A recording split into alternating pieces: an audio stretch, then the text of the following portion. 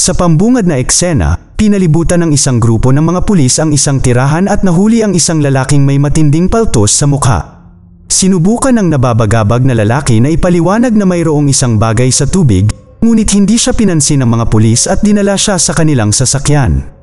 Ang eksena ay lumipat sa 6 na buwan na mas maaga at ipinakilala sa atin ang isang pamilyang magsasaka na nakatira sa Tellico Plains sa Tennessee. Ang bunsong anak na si Zach ay nakitang nangongolekta ng dumi ng baka sa bakuran habang ang kanyang stepbrother na si Cyrus ay mapaglarong itinulak siya sa isang cart ng dumi. Ito ay humantong sa isang pisikal na alitan sa pagitan ng dalawa, ngunit sa lalong madaling panahon sila ay napigilan ng kanilang mahigpit at banal na ama na si Nathan. Dahil si Cyrus ay kanyang biological na anak, si Nathan ay pumanig sa kanya at binugbog ang kanyang stepson para sa pakikipaglaban. Noon lang, ang kapatid ni Zach na si Alice ay ipinatawag silang lahat para mag-almusal. Sa mesa, binibigkas ni Nathan ang kanyang panalangin at nagsimulang kumain habang ang kanyang asawang si Frances ay nakatutok sa kanilang pamamalakad sa bukid ni Mike. Nahalatang mukhang may crush ito sa kanya. Makalipas ang ilang sandali, dumating doon ang isang ahente ng real estate na nagngangalang Charlie Davidson na pinuno rin ang kamara ng komersyo upang bumili ng mga pagkaing itinanim sa kanilang sakahan. Kinausap niya si Frances at sinubukang hikayatin itong ibenta ang kanilang lupang sakahan. Gayunpaman, hindi niya ito pinansin at pinaalis. Sa gabi, binibisita ni Frances ang mga silid ng kanyang mga anak para magbigay ng goodnight kiss. Pagpasok niya sa kwarto ni Zach, nag-usisa siya tungkol sa nangyari kaninang umaga. Nagtapat sa kanya si Zach at sinabi sa kanya na sawa na siya sa pagiging istrikto ni Nathan. Bilang tugon, pinayuhan siya ni Frances na magpakita ng paggalang kay Nathan dahil tinanggap na niya sila sa kanyang pamilya. Nang maglaon, nagpapaganda si Frances sa harap ng salamin at natulog kasama ang kanyang asawa na umaasa para sa matinding sagupaan. Gayunpaman, bigla siyang pinigilan ni Nathan at sinabing trabaho ng lalaki na simulan ang proseso. Ito ay nalungkot sa kanya at hindi na siya makatulog pagkatapos. Bilang resulta, lumabas siya at pumasok sa kalapit na kubo ni Mike. Biglang sumulpot si Mike mula sa likuran at sinimulang hawakan siya. Nadala rin si Frances at nagsimulang maging intimate ang dalawa. Samantala, nagising si Nathan sa tunog ng pagsara ng bintana at nakitang nawawala ang kanyang asawa. Habang lumalala ang panahon, nagising din si Zach mula sa kanyang pagkakatulog. Pagtingin sa labas ng bintana, laking gulat niya nang masaksihan niya ang isang malaking bulalakaw na bumagsak sa kanilang ari-arian na naglalabas ng nakakatakot na liwanag. Si Zach ay nagmamadaling humingi ng tulong sa kanilang kapitbahay na si Dr. Alan Forbes na ipinaalam sa kanya ang pangyayari. Lumabas din si Nathan para mag-imbestiga at nakita niya ang kanyang asawa na lumabas sa tirahan ni Mike, kaya napagtanto niya na niloloko siya nito. Gayunpaman, pinili niyang huwag mag-react at pumunta sa bulalakaw kasama ang kanyang anak. Sa mas malapit na pagsusuri, nakita nila na ito ay isang malaking globo na may matigas na panlabas na shell. Nagpayo si Alan ng pag-iingat at nagmumungkahi na maghintay para sa isang tumpak na pagsusuri. Kinaumagahan, binisita ni Charlie si Alan sa kanyang klinika para pag-usapan ang mahiwagang bulalakaw. Nang sabihin ni Alan na gusto niyang alertuhan ang Environmental Protection Agency, sinubukan siya ni Charlie na pigilan siya. Nangangamba siya na hindi mabili ng kanyang mga kliyente ang lupa doon, kaya mawawalan siya ng malaking pera. Hinihikayat niya si Alan na suriin ang bagay ng mag-isa at alamin kung kailangan niyang magsama ng mga eksperto. Kasunod nito, sina Alan, Charlie at ang pamilya ni Nathan ay nagtipon sa paligid ng bulalakaw para sa karagdagang pagsusuri. Pinukpok ni Alan ang bulalakaw gamit ang martilyo na nagdulot ng mabahong likido na lumabas.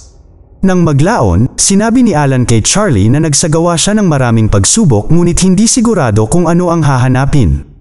Nang marinig ito, iminungkahi ni Charlie na iwanan ang bagay kung ano ito at iwasan ang paglahok ng mga awtoridad.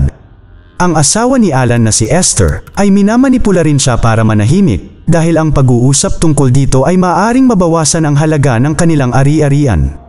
Sa gabi, ang matigas na shell ng bulalakaw ay muling naglalabas ng liwanag at natutunaw sa isang makinang na parang gel na substansya na tumatagos sa lupa. Nasaksihan ito ni Zach nang may pagtataka at pakiramdam na may mali. Kinaumagahan, nalaman ni Alan na ang bulalakaw ay nawala. Pagkatapos ay binisita niya ang tahanan ni Nathan at pinag-isipan na ang mahiwagang bagay ay isang tangke ng basura na ibinaba mula sa isang eroplano. Nang marinig ito, nagtawanan ang lahat maliban kay Zack na siguradong hindi lang ordinaryong basura ang bagay. Habang umalma ang sitwasyon, lahat ay bumalik sa kanilang trabaho. Si Nathan ay nagsimulang magtrabaho sa kanyang sakahan, nagdidilig sa kanyang mga pananim at nagpapakain sa kanyang mga alagang hayop.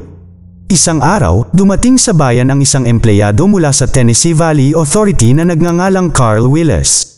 Narito siya upang tignan ang pagiging angkop ng lupain para sa isang bagong imbakan ng tubig. Nang malaman ang kanyang pagdating, nilapitan siya ni Charlie at nag-alok ng tulong sa proyekto. Si Carl, gayunpaman, ay binibigyang diin ang pagiging kumpidensyal ng kanyang trabaho at ang potensyal na pagwawakas ng proyekto kung ang anumang interference ay makita ng TVA. Sa kabila nito, nananatiling hindi nabigla si Charlie at nag-aalok na i-drive siya sa paligid ng lungsod. Sa kabilang banda, pumunta si Frances para mamitas ng mga gulay sa kanilang hardin para iluto. Sa kanyang sorpresa, ang mga gulay ay lumago ng mahusay at hindi karaniwan ang laki. Pagkatapos ay pumili siya ng ilan para sa kanyang paghahanda ng pagkain. Habang pinuputol ang isang malaking repolyo, laking gulat niya nang matuklasan niyang bulok na ang loob at hindi nakakain. Naguguluhan, tinangka ni Frances na putulin ang mga kamatis, ngunit biglang tumalsik ang kayumangging likido mula sa mga ito sa kanyang mukha. Maya-maya, habang kumakain, naramdaman ni Zack na may mali sa pagkain. Higit pa rito, ang tubig ng balon ay maulap at may hindi kanais-nais na lasa. Kinikilala din ni Alice ang pagbabago sa lasa, ngunit pinilit sila ng kanilang mahigpit na ama na ubusin ito. Nang gabi ring iyon, si Zack, na ayaw uminom ng tubig sa bahay, ay pumasok sa lugar ni Alan at nagpuno ng isang bote ng malinis na tubig para sa kanyang sarili at sa kanyang kapatid na babae. Kinaumagahan, dinidiligan ni Nathan ang kanyang mga pananim at natutuwa siyang makita ang kanilang paglaki. Nagpapasalamat siya sa Diyos para sa masaganang ani na hindi alam ang totoong katotohanan. Sa sandaling iyon, narinig niya ang isang sumisigaw na boses ni Cyrus na nagudyok sa kanya at ni Zack na sumugod sa kanya. Nalaman nilang naging marahas ang kanilang alagang kabayo at sinasalakay si Cyrus. Dahil sa takot, dali-dali nilang tinulungan siya sa pamamagitan ng barbed wire na nagligtas sa kanyang buhay. Sa hapon, huminto si Charlie sa bukid ni Nathan at muling sinubukang kumbinsihin siyang ibenta ang ari-arian. Gaya ng dati, tinanggihan ni Nathan ang kanyang kahilingan at ipinakita ang masaganang ani ng taon. Inalok pa niya si Charlie ng isang mukhang makatas na mansanas para matikman ito. Kumagat si Charlie, nainis lamang sa presensya ng mga uod sa loob. Dahil sa gulat, naghiwa si Nathan ng ilang mansanas para lamang matuklasan na bulok na ang lahat. Samantala, si Alice gaya ng dati ay pumunta sa manukan para pakainin ang mga manok. Ngunit sa pagkakataong ito, may napansin siyang kakaiba habang nagpapakita ng kakaibang pag-uugali ang mga inahin. Sa kabila nito, nagpapatuloy siya sa pagpapakain sa kanila. Hindi nagtagal, biglang naging agresibo ang mga inahing manok at sinalakay ang dalaga. Ang kanyang pagsigaw ay umabot sa kanyang ama at mga kapatid na nagudyok sa kanila na magmadali upang iligtas siya.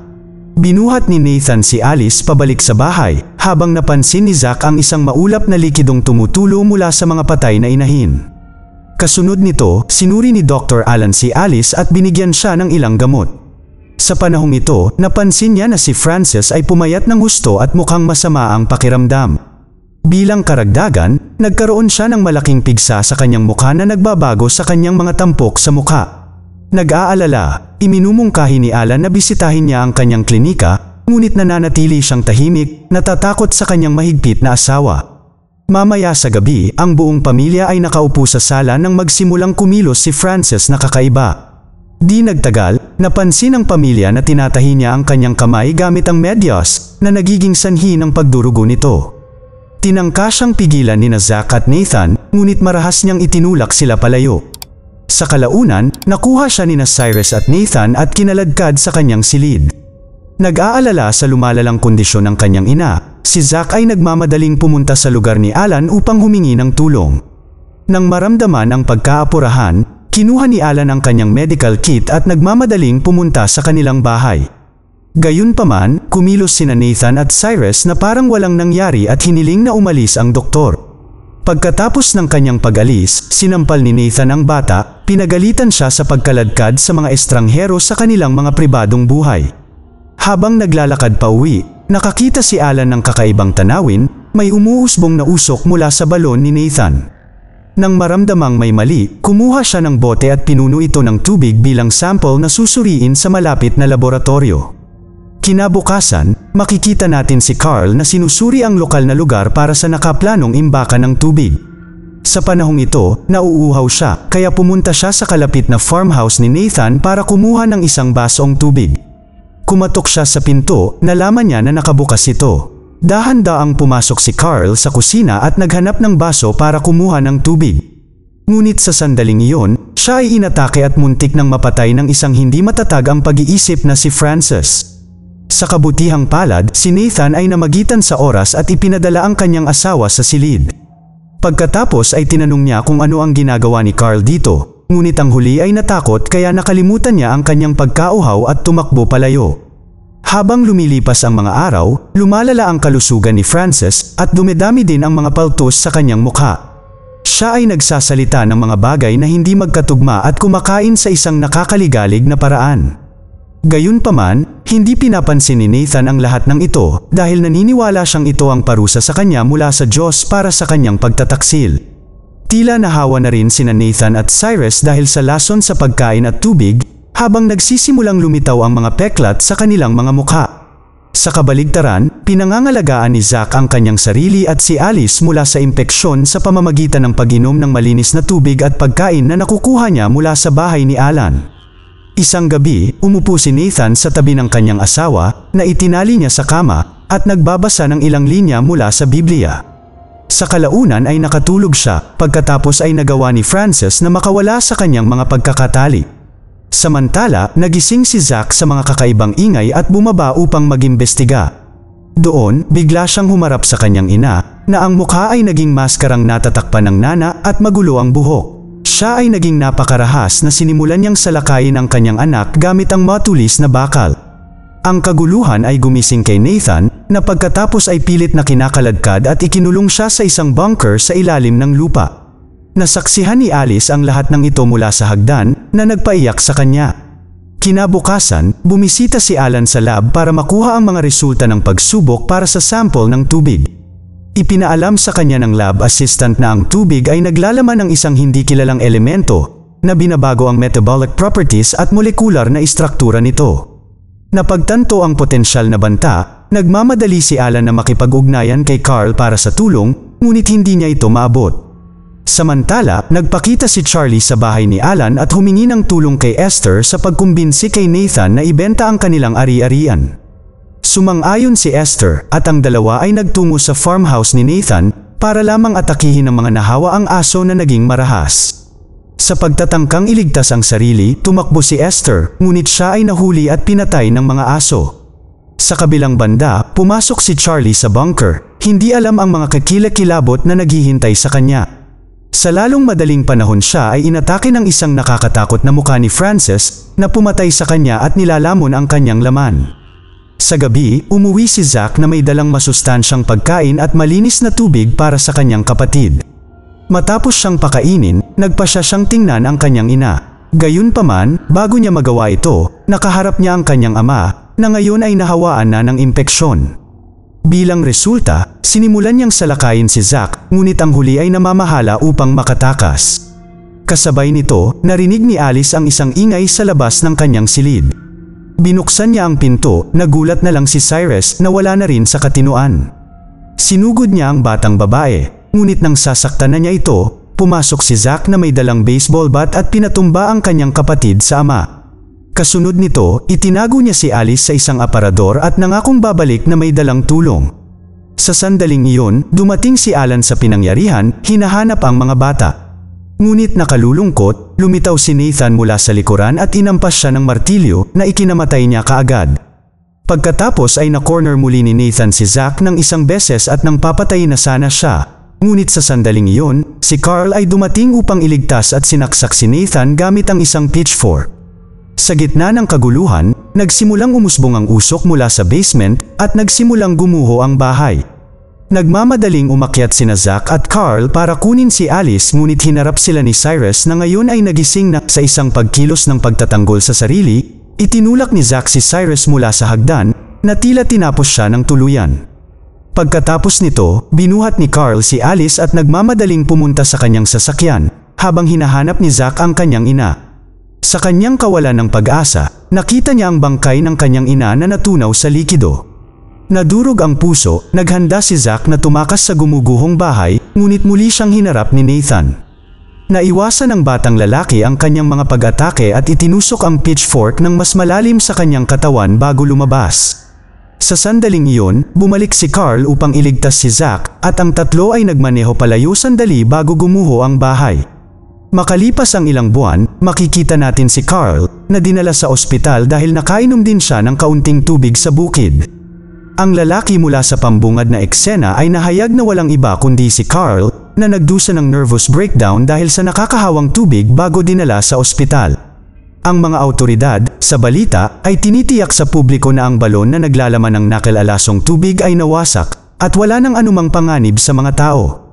Sa huling eksena, ang lupa at mga puno sa paligid ng farmhouse ay nagsimulang mahulog at masira na nagpapakita ng higit pa sa makinang na likido na kumakalat sa ibabaw. Mag-subscribe para sa higit pang mga video na tulad nito, i-on ang notification at mag-iwan ng like para matulungan ang aming channel. Salamat sa panunood.